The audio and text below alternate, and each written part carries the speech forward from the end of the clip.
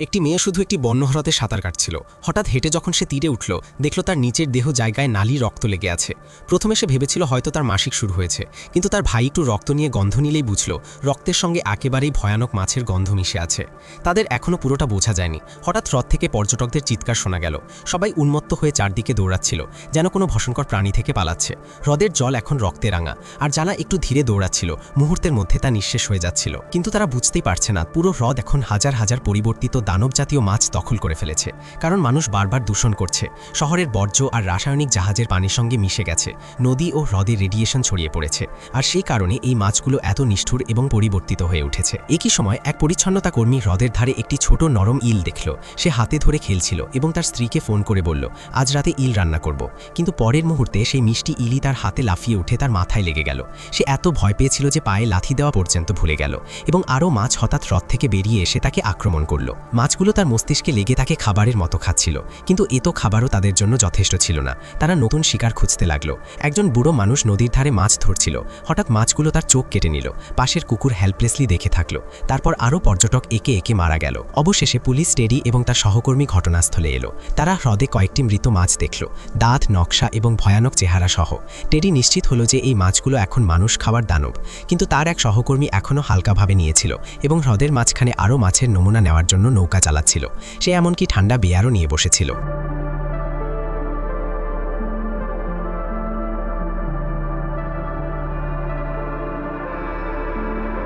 হঠাৎ এক মাছ তার হাতে লাফ দিয়ে কামড়ালো।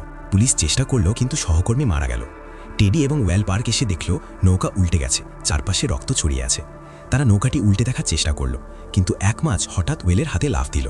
ওয়েল বাঁচতে না পেরে নাকের সাহায্যে মাছটিকে সরাতে পারল, কিন্তু মেরে ফেলার আগেই আরও মাছ তাদের লক্ষ্য করল। এক ফার্মাসিস্টও মারা গেল।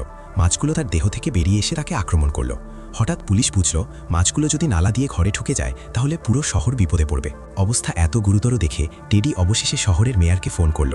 মেয়রও এসে দেখল যে পুরো ঘটনা ভয়ঙ্কর। সে বিশ্বাস করতে পারছিল না যে এটা সব পরিবর্তিত মাছের কাজ। পার্ক সঙ্গে তার সহকর্মী হঠাৎ বুঝল পরিস্থিতি আরও ভয়াবহ। তারা তৎক্ষণাৎ শহরের মেয়রের কাছে পানি খেলা বন্ধ করার এবং টাউন ওয়াটার সিস্টেম বন্ধ করার আবেদন করল, কিন্তু মেয়র অমানবিকভাবে প্রত্যাখ্যান করল। তার মতে এই মাছগুলো 7 মাছ এত ভয়ঙ্কর নয়, তার জন্য মানুষের জীবন কম গুরুত্বপূর্ণ, আর শহরের অর্থনৈতিক ক্ষতি সবচেয়ে বড় সমস্যা।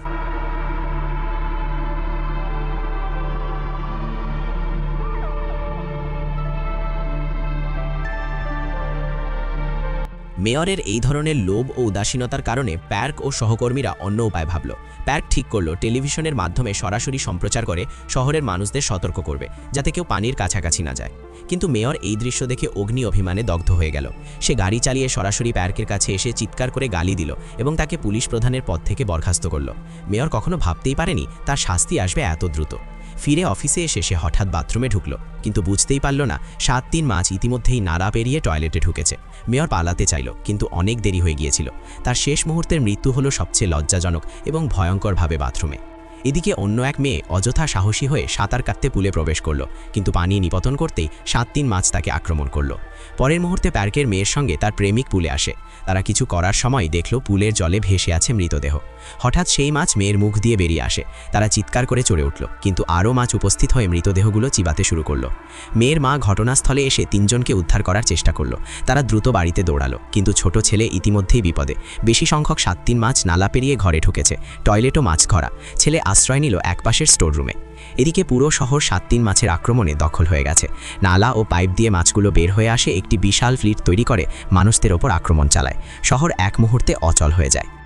প্যাক বুঝল এখন আর থেমে থাকা যায় না। তিনিও সহকর্মী তাড়াহুড়া করে বাড়িতে গিয়ে স্ত্রী ও সন্তানদের সঙ্গে দ্রুত শহর ছাড়ার প্রস্তুতি নিল, কিন্তু রাস্তাও পূর্ণ, সংখ্যা অগণিত মাছ। একজন মহিলা পুলিশ সামনের দিকে হঠাৎ ভয় পেয়ে গাড়িতে বসে অপেক্ষা করতে থাকে। জানালা বন্ধ করতেও সাহস পায় না, মাছগুলো চারপাশে ঘিরে ফেলল। প্যার্ক ও সহকর্মী এসে গাড়িতে যোগ দিতে পারল, কিন্তু তারা মাছদের সামনে অসমর্থ। তারা কেবল গাড়ি চালিয়ে অবার্থ কৌড়ালো। একই সময়ে 3 জন বাড়িতে ফিরল। মেয়ের প্রেমিক আলাদা হয়ে গেল নিজ পরিবার খুঁজতে। মেয়েটি যখন বাড়ি ঢুকলো দেখলো মা বাথরুমে আটকা পড়ে গেছে। মা বলল দ্রুত চলে যাও, কিন্তু মেয়ে মা ছেড়ে যেতে চাইল না। মেয়ে হাতে টয়লেট পাইন ধরল, মাকে সাহায্য করলো। এরপর উপর গরম হেয়ার স্ট্রেটনার ধরিয়ে মার সঙ্গে লড়ল। মেয়ে নিজেই ধারালো একটি হাতিয়ার নিয়ে একটি মাছ মারল। মাও যোগ দিল। একটি বড় মাছ রেড স্টিউ স্টাইলে মারা হলো। মা মেয়ে যৌথ প্রচেষ্টায় তারা বাথরুম থেকে বের হতে পারল। তারা জানতো না ছেলে এখনো স্টোররুমে লুকিয়ে আছে। মা মেয়েকে স্টোররুমে ঢুকতে বলল। নিজে ছেলে খুঁজতে হ্রদের পাশে গেল, কিন্তু সে শুধু দেখতে পেল 2টি মাছ খাওয়া মৃতদেহ। হঠাৎ মাছের দল তার দিকে লাফ দিল। সে তৎক্ষণাৎ একটি জ্বালানির বোতল ফেলে আগুন ধরালো। অনেক মাছ একবারেই নষ্ট হলো, কিন্তু স্টোররুমে থাকা মেয়েটি বিপদে। আনগোছালো মাছ ছাদে এসে কাজ ভেঙে ঢুকলো। মেয়েটি পাশে লন মাওয়ার দেখে, তা হাতি নিয়ে ঝুঁকির মুখে ছুটল। মাছগুলো একেবারে উন্মত্ত হয়ে চারপাশে আক্রমণ চালাচ্ছিল।